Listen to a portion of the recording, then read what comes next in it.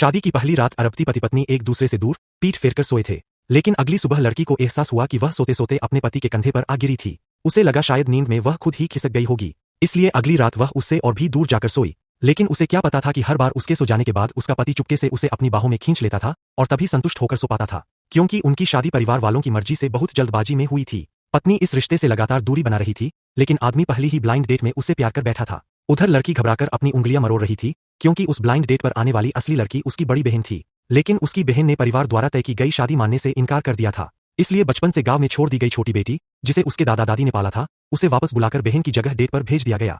लड़की को लगता था कि वह इतने बेहतरीन आदमी के लायक नहीं है। ब्लाइंड डेट खत्म होने के बाद लड़की के माता पिता ने उस आदमी से उसकी राय पूछी। आदमी ने लड़की की तरफ देखा और कहा, एक अरबती के हिसाब से ये काफी अच्छी है। यह उसकी तरफ से सबसे बड़ी तारीफ थी। फिर अगले ही दिन दोनों ने शादी का रजिस्ट्रेशन करवा लिया।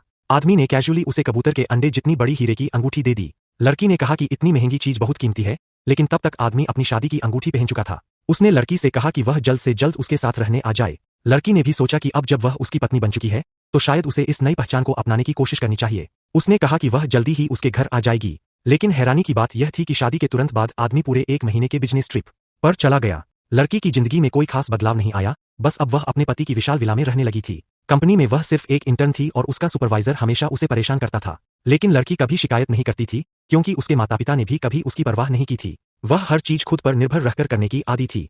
फिर एक दिन उसने देखा कि उसका पति उसकी कंपनी में आया हुआ है।